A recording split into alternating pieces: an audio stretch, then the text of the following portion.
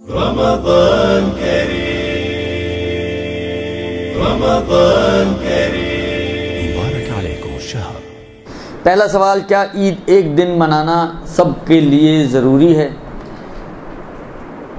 ये भी मालूम है दीगर आप जैसे फ़ुक़हात के लिए ये मसला ऐसा नहीं है कि आपको मालूम ना हो। देखें, ये हर साल का मसला है और हर साल की मुश्किल भी है, इसलिए और मैं हर साल बोलता भी हूँ। तो फिर एक मौका दिया है खुदा ने और डॉक्टर साहब ने, तो फिर बोल रहा हूँ। अर्ज़ खिदमत ये है कि जहाँ तक सवाल का ताल्लुक़ है कि सबका एक साथ ईद मनाना वाजिब है और ज़रूरी है, तो जवाब तो इसका रोशन है कि जी नहीं, सबका एक साथ ईद मनाना ज़रूरी नहीं है। ये एक। तो फिर क्या करें? सबसे आसान चीज़ जो है वो ये है कि आप ये करें कि जिसकी आप तक़लीद में हैं उसको फॉलो करें। अगर आपके मर्जा के नज़दीक चाँद साबित हो जाए तो ईद मनाएं। मनाना वाजिब है इसलिए कि उस दिन का रोज़ा हराम है आप पर। और अगर चाँद साबित ना हो तो रोज़ा रखें। रोज़ा रखना वाजिब है इसलिए कि चाँद साबित ना होने का मतलब ये कि रमज़ान चल रहा है और रमज़ान में रोज़ा छोड़ना जायज़ नहीं है, हराम है। बस असल चीज़ ये है, यानी जिसको कहें आप असल नुक्ता जो है वो ये है कि आप अपने जहाँ बाकी मसाइल में हम अपने मराजे को फॉलो करते हैं और कोई मुश्किल भी पेश नहीं आती, मुझे नहीं समझ में आता कि यहाँ पे हम क्यों मुश्किल खड़ी करते हैं ज़बरदस्ती। मैं एक मिसाल दूँ आपको, आग़ाए खुई और आग़ाए सिस्तानी। एक औरत जिसने अपना नॉर्मल कमीज शलवार पहना हुआ, फ़र्ज़ करें आधी बाजू की कमीज़ पहनी हुई है, ये गर्दन उसकी खुली है, ये मतलब थोड़ा सीना वगैरह खुला है, बाजू उसकी खुली है, ठीक है। नमाज का वक्त दाखिल हुआ, उसने एक चादर ली और खींच ली अपने ऊपर, इस अंदाज से कि जो भी सामने से आएगा उसको इसके बदन का एक हिस्सा भी नज़र नहीं आ रहा। इसकी नमाज सही है या नहीं?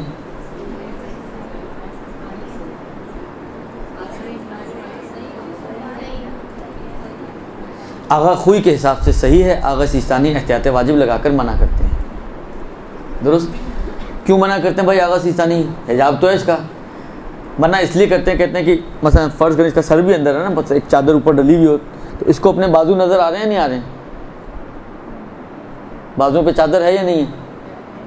खाल नज़र आ रही है, चादर नज़र आ रही है? खाल नज़र आ रही है, सर उसका अंदर है। जिस तरह टॉर्टोइज अंदर से नहीं ले जाता अपना, वो इसका भी सर अंदर है, तो इसको तो अपनी बाजू नज़र आ रही है। मतलब फ़र्ज़ करें कि मैं अपनी अबा अपने सर पर डाल लूँ और ये मेरी बाजू फ़र्ज़ करें ऊंची हो, तो ये नज़र आएगी या नहीं आएगी? मुझे आएगी नज़र।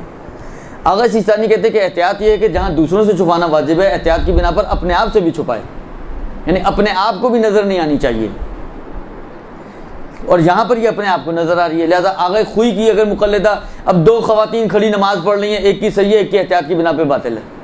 अब आप कहें ये क्या बात हुई? एक ही दीन, एक ही शरीयत, भले और एक ही मज़हब के मानने वाले, एक ही अली के मानने वाले जो है, एक की नमाज़ सही है, एक की नमाज़ खड़ी है, दोनों साथ साथ खड़ी होकर नमाज़ें पढ़ रही हैं, एक की बातिल, एक की सही। कोई मुश्किल पेश आती है यहाँ पर? कभी आपने झगड़ा सुना हो? कभी लोगों को परेशान होते देखा हो आपने? एक ही कमरे में मर्द और ज़न खड़े होकर नमाज़ पढ़ लें। आपको मालूम है कि अगर मर्द आगे हो और औरत पीछे हो तो फासला मोतबर नहीं है, लेकिन अगर औरत आगे हो या औरत साइड बाय साइड हो मर्द के, तो आगा सिस्तानी कहते हैं कि जी 10 हाथ का फासला होना चाहिए। 10 हाथ यानी 5 मीटर। आगा खुई कहते हैं 1 बालिश का फासला काफ़ी है। एक मर्द आगा खुई की तकलीद का, एक औरत आगा सिस्तानी की तकलीद की। जहाँ जगह मिली मर्द को, औरत के साइड में मिली, उसने 1 बालिश नापी और खड़ा हो गया। इसकी नमाज सही है या बातिल? इसकी नमाज सही है। औरत की नमाज सही है या बातिल? क्योंकि आगा सिस्तानी कहते हैं कि औरत ने पहले शुरू की हो, मर्द ने पहले शुरू की हो, किसी ने भी पहले शुरू की हो, अगर फासला नहीं है तो दोनों की नमाज बातिल है। अल्लाह आगा सिस्तानी से पूछेंगे तो आगा सिस्तानी कहेंगे इसकी नमाज बातिल है। हाँ, लेकिन ये तो आगा सिस्तानी का मुक़ल्लिद नहीं है ना, ये आगा खुई का मुक़ल्लिद है। आगा खुई से पूछे कहेंगे इसकी नमाज़ सही है, लिहाजा इसकी नमाज़ सही है, इसकी नमाज़ बातिल है। कितने झगड़े होते हैं हमारे माशरे में इस मसले के ऊपर, कोई झगड़ा नहीं होता। हालांकि वो जो पिछली दफ़ा मसला आया था, कोई हामला औरत है, कोई फीडिंग मदर है, एक ही घर में 2 बहू हैं, एक दूध पिलाने वाली माँ है, एक नॉर्मल है, वो रोज़ा नहीं रख रही, वो रोज़ा रख रही है, झगड़ा होता है? कोई कौन सा झगड़ा होता है? अब आप या तो उसको मजबूर करें कि तुम भी रोज़ा छोड़ो इसलिए कि वो नहीं रख रही ताकि इक्वालिटी हो जाए, या उसको मजबूर करें तुम दूध पिला रही हो, नुकसान है जो भी है, बिला के रोज़ा रखो इसलिए कि वो भी रख रही है तो तुम भी रखो। होता कभी ऐसा?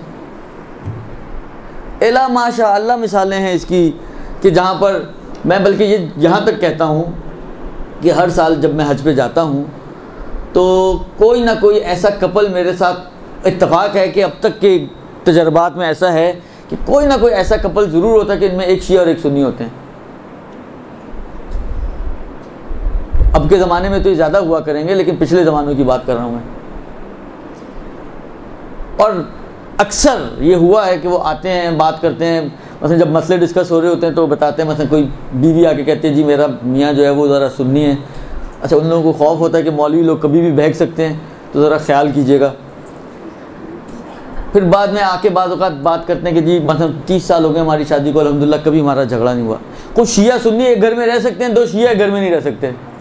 शिया सुन्नी रहते हैं झगड़ा नहीं होता, शिया शिया रहते हैं तो झगड़े शुरू हो जाते हैं। ये तो ताज्जुब की बात नहीं है।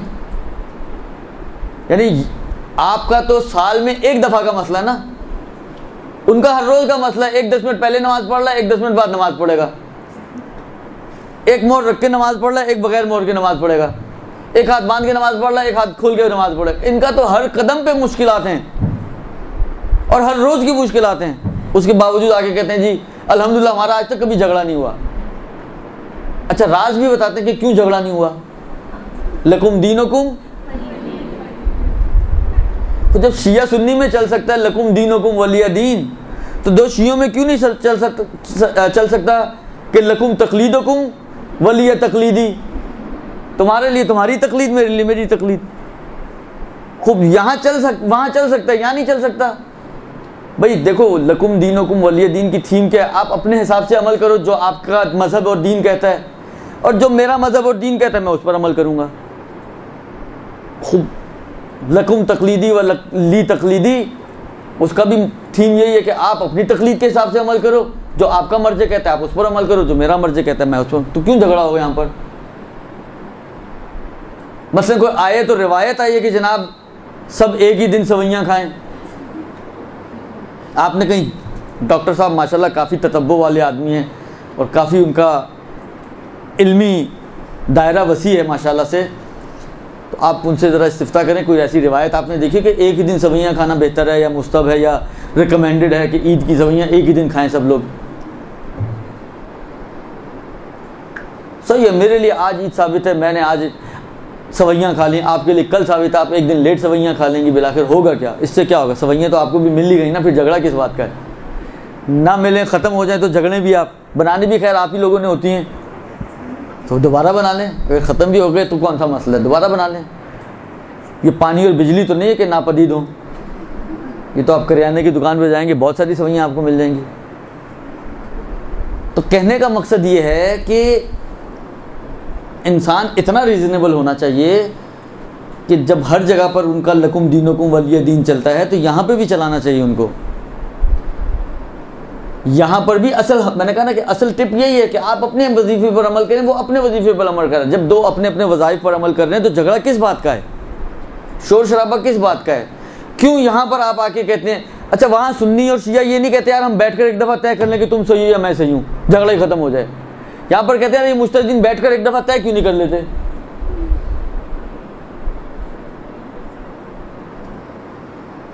तो कहने का मकसद ये है कि ये इतना कोई बड़ा मसला नहीं है, ये इतनी कोई मुश्किल अमर नहीं है कि हम इसको इतना बड़ा इशू बनाएं कि हर दफ़ा इस मसले पर आके मुजतहिदीन की तौहीन की जाती है, मुजतहिदीन को बुरा भला कहा जाता है, मुजतहिदीन को बातें की जाती हैं। ये इतनी अहमियत रखता है ये मसला, जबकि शरीयत किसी चीज़ पे आपको बाउंड नहीं कर रही है। शरीयत आपको नहीं कह रही कि आप झगड़ो एक दूसरे के साथ, मगर हम इसी को बेस बनाकर दीन और मज़हब का मजाक बनाएं, ये तो एक चीज़, ये तो असल जवाब तो यही है।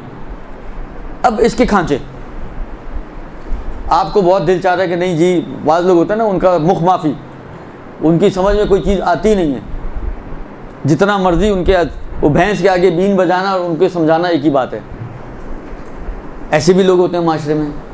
अल्लाह, अब फ़र्ज़ करें कोई ये चाहता है कि नहीं भाई आप मुझे ये झगड़ा चाहिए ही नहीं घर में, कोई ऐसा राह हल है कि ये एक हो जाए कहानी और सवैयाँ एक ही दिन पकें, 2 दिन ना खर्चा करना पड़े। इसकी 2 राहें तो हैं ही हैं। एक तो ये जो इन्होंने बयान फरमाई कि सही है, जिनका रोज़ा है आप उनको गाड़ी में ला दें दुरुस्त, और एक चक्कर लगा कर आएँ, 22 किलोमीटर जाएं, वहाँ जाके एक खजूर खाएं, एक घूंट पानी पिएं और वापस अंदर आ जाएं शहर के। अब बनाए शीर खुरमा बनाएं और दोनों मिलकर खाएं, मुश्किल हल हो जाएगी आपकी। कपड़े आपने एक साथ पहनने, अब चाहें करें चेंज, सब कपड़े भी चेंज कर लें। आपने घूमने फिरने जाना, जाएं घूमने फिरने भी जाएं, जो करना अब सब एक साथ हो सकता है।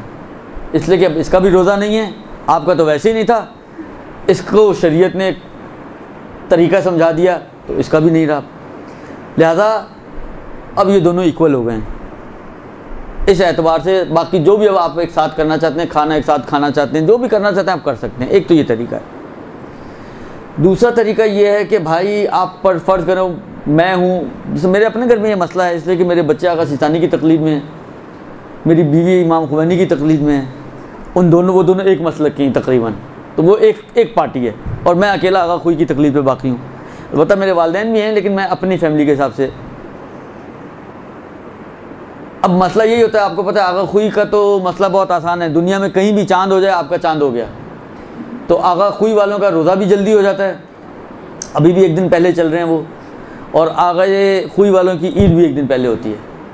उनकी तो होती है, असल मसला आता है आगा खुमैनी और सिस्तानी वालों का, उनकी भी कहीं हो जाए तो मुश्किल हल हो जाए। अच्छा, उनकी कहीं वाला मसला नहीं है, उनका उफुक का मसला है। तो अब मतलब फ़र्ज़ करें मेरे बीवी बच्चों का रोज़ा है, मेरा रोज़ा नहीं है, खूब मैं एक दिन अगर मरासिम को डिले कर दूंगा तो कौन सा आसमान टूटेगा। मैं आज की बजाय कल शीर खुरमा खा लूँ, क्या होगा? बजाय इसके कि वो मेरे साथ ईद मनाएं, मैं इस पर इसरार करूँ कि वो मेरे साथ ईद मनाएं, मैं क्यों उनके साथ नहीं मिल जाता कि मैं उनके साथ ईद मना लूँ, एक दिन मैं डिले हो जाऊँ। मैं मर्द हूँ इसलिए उनको मेरे पीछे चलना, ये तो कोई शरीयत नहीं है। सही है, मर्द सालारी एक हद तक है शरीयत में, अर्रिजालु क़व्वामूना अलन निसा, लेकिन बिलाखिर हर जगह तो ऐसा नहीं है। बहुत सारे अहकाम मर्द व ज़न के मुश्तरक हैं, ज़िम्मेदारियों के एतबार से मर्द व ज़न मुश्तरक हैं। हालांकि वालिदैन किसी के फ़कीर हो जाएं, हमारे माशरे के हिसाब से तो इसका बोझ आता है बेटे के ऊपर, चाहे बेटा उठा पाए चाहे ना उठा पाए। बेटी उठा भी पाती है तो उसके ऊपर बोझ नहीं आता है, जबकि शरीयत के हिसाब से बेटा और बेटी इस मसले में मुसावी हैं। दोनों की जिम्मेदारी है कि अगर माँ बाप फ़कीर हैं तो उनके ऊपर इन्फाक करें, और अगर बेटा नहीं कर पाता यानी वो खुद फ़कीर है तो बेटी पे वाजिब रहेगा। लेकिन हमारा माशरा ही माशाल्लाह उल्टा माशरा है, तो बहुत सारे मसाइल में मर्द व ज़न मुसावी हैं। तो बजाय इसके कि मैं उनको अपने साथ लाने की कोशिश करूं, मैं अकेला खुद क्यों नहीं उनके साथ मर्ज हो जाता और मैं एक दिन सारे चीज़ें। सही है, देखें कुछ चीज़ें ऐसी, नमाज है, आप नमाज अकेला फुरादा भी पढ़ सकते हैं इंसान घर में, ईद की नमाज आप एक नमाज पढ़ लो। अच्छा, ये चीज़ें भी दूसरी जगह पे भी हो सकती है। आपके यहाँ ये क्या, एक नमाज पढ़े, एक आज पढ़े, एक कल पढ़े। खूब फ़र्ज़ करें कोई सूरज ग्रहण हो गया, मुझे पता चला, बीवी को पता नहीं चला, मुझ पे तो नमाज वाजिब है ना, मैं पढ़ूंगा वो नहीं पढ़ेगी, मैं पढ़ूंगा वो नहीं पढ़ेगी। यहाँ पे भी झगड़ा तो नहीं होगा, यहाँ पे तो मैंने सुना ये क्या बात हुई, उस पर नमाज वाजिब नहीं और मुझ पे वाजिब हो गई, बिलाखिर मेरे पे वाजिब है, मेरी जिम्मेदारी मैंने पढ़नी है, उस पर नहीं वाजिब हुई, वो नहीं पढ़ेगी। तो इसी तरह यहाँ पर मुझ पर ईद की नमाज मसलन मुस्तहब हो गई, मैंने पढ़ ली, बाकी घर वालों के लिए इस्तेहबाब नहीं बना इसलिए कि आज रमज़ान है उनके लिए, वो नहीं पढ़ ले, वो कल पढ़ लेंगे, कौन सा आसमान टूटेगा। आप एक नमाज पढ़ लें, आप हल्का फुल्का सा खाना पीना कर लें ताकि आप रोज़े से ना रहें, बाकी आप इफ्तार उनके साथ ही कर लीजिएगा, दोपहर का खाना ना खाएं, इफ्तार में साथ बैठें। तो कहने का मकसद ये है कि राह हल भी मौजूद हैं, लेकिन ये राह हल उस वक्त है कि जब इसको मुश्किल बनाएं। अव्वल तो मुश्किल ही कोई नहीं है, अल्लाह माशाअल्लाह मवारिद ऐसे हैं कि जहाँ पर ये मसले आते हैं कि एक के नज़दीक है, एक के नज़दीक नहीं है, एक का मर्ज़ मानता है, एक का मर्ज़ नहीं मानता। जब वहाँ पे कोई मसला पेश नहीं आता तो ये इस जगह पे हम क्यों अटकते हैं आके। तो अव्वलन तो मुश्किल ही कोई नहीं है, लेकिन अगर फिर भी किसी के लिए मुश्किल है तो उसके पास राह हल मौजूद हैं, वो इनमें से कोई राह हल अपना ले तो उसकी ये मुश्किल भी हल हो जाएगी।